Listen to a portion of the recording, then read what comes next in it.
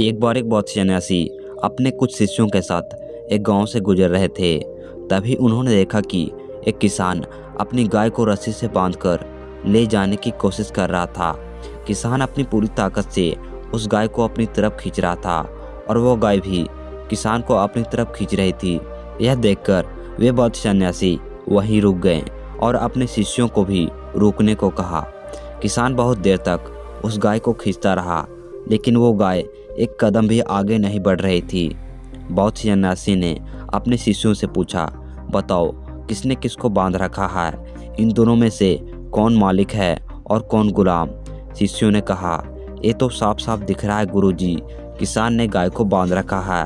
यहाँ किसान मालिक है और गाय उसकी गुलाम, क्योंकि किसान गाय को जहाँ खींचकर ले जाना चाहेगा गाय वहीं जाएगी। यह सुन बौद्ध सन्यासी ने कहा, ध्यान से देखना, आज मैं तुम्हें एक बहुत बड़ी सीख देने वाला हूँ। इतना कहकर उस बौद्ध सन्यासी ने अपनी झोली में से फल काटने वाली एक चाकू निकाली और उस किसान के पास जाकर उस रस्सी को काट दिया जिस रस्सी से किसान ने गाय को बांध रखा था।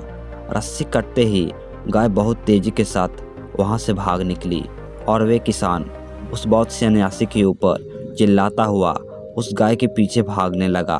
बौद्ध सन्यासी भागते हुए किसान की तरफ इशारा करते हुए कहा, अब बताओ कौन मालिक है और कौन गुलाम? गाय को इस किसान में जरा भी रुचि नहीं है, यहाँ तक कि गाय तो हमेशा से ही इस किसान से दूर भागना चाहती है, लेकिन ये किसान ही है जो इस गाय से बंधा हुआ है। तभी तो इस गाय के भागते ही ये किसान उसके पीछे भागने लगा। उस बौद्ध सन्यासी ने आगे कहा, ठीक इस गाय की तरह हमारे मन में भरी गंदगी को भी हम में कोई रुचि नहीं है, बल्कि हम ही हैं जो इस मानसिक कचरे के साथ खुद को बांध के रखते हैं, उसको जोड़े हुए रखते हैं।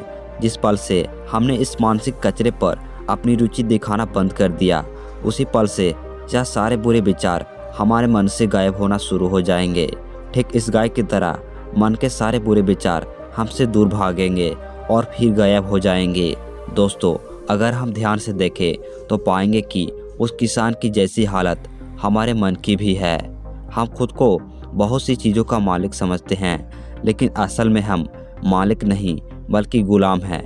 मालिक तो वो चीज़ें हैं क्योंकि हम उनके बिना नहीं रह सकते। ठीक उस गाय की तरह हमारे मन में भरी गंदगी जैसे नफरत, जलन, गुस्सा, डर इत्यादि की हम में कोई रुचि नहीं है, लेकिन हमारी इन सब में रुचि है। हमने ही इन्हें सालों से अपने अंदर पाल रखा है, इन्हें पकड़ के रखा है। हम ही हैं जो इन चीज़ों से खुद को दूर नहीं करना चाहते, इनकी पकड़ ढीली नहीं करना चाहते, क्योंकि पकड़ ढीली होती ही ये हमसे दूर भागना शुरू कर देंगे, जो हमें पसंद नहीं आएगा, क्योंकि जाने अनजाने में हमने इन सब मानसिक विकृतियों को अपने जीवन शैली का हिस्सा बना लिया है। अब हमें इनके साथ ही आनंद आता है। अगर हम इन्हें छोड़ना भी चाहते हैं तो हमारा मन हमें बार बार इन सब में उलझा देता है। लेकिन अगर एक बार पूरी दृढ़ इच्छा शक्ति के साथ हमने अपने मन में भरे कचरे से दूरी बनाना शुरू कर दिया, तब हम इन विचारों की व्यर्थता को महसूस कर पाएंगे और फिर यह सारा मानसिक कचरा किसान की उस गाय की तरह हमसे दूर भागना चाहेगा और फिर हमेशा के लिए गायब हो जाएगा। एक बात हमेशा याद रखना, खुश और शांत रहना एक चुनाव है, तो क्यों ना हम इसे ही चुनें और अपने छोटे से जीवन को पूरी खुशी और शांति के साथ जिए। जाने अनजाने में ही सही, लेकिन हमारे विचार ही हमारे जीवन की रूपरेखा तय करती है। हम सब कभी न कभी हालातों से परेशान होकर अपनी किस्मत को कोसना शुरू कर देते हैं। हमें लगता है कि बुरी किस्मत की वजह से ही हम डिप्रेशन में हैं और इसी के चलते हमारे कामकाज, रिश्ते नाते सब नाकामयाब हो रहे हैं।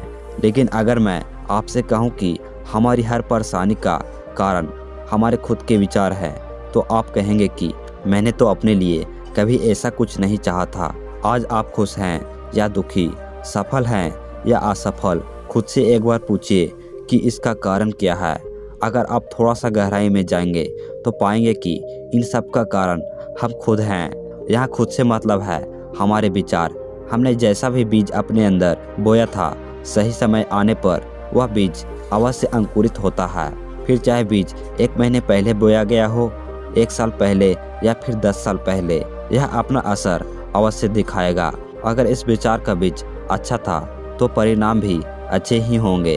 अगर गलत विचार का बीज बोया गया था तो आज हम उसके परिणाम भी गलत ही पाएंगे। अब सवाल यह उठता है कि जो विचार के बीज पहले बोए जा चुके हैं, क्या उनके प्रभाव को पूरी तरीके से खत्म किया जा सकता है? तो इसका उत्तर है नहीं।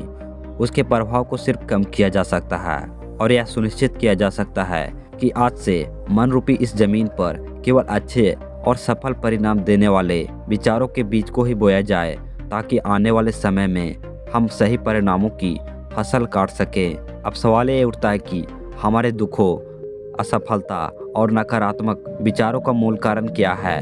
तो इसका जवाब है अपने विचारों के प्रति सजग न होना, खुद का आत्मविश्लेषण न करना। हमारे मन में हर रोज 20,000 विचार आते हैं और इसमें से ही कुछ विचार नकारात्मक होते हैं जो हमारे आत्मविश्वास को कम कर हमारे अंदर हीनता पैदा करते हैं, और फिर आज नहीं तो कल यही भावना हमें असफलता का रास्ता दिखाती है।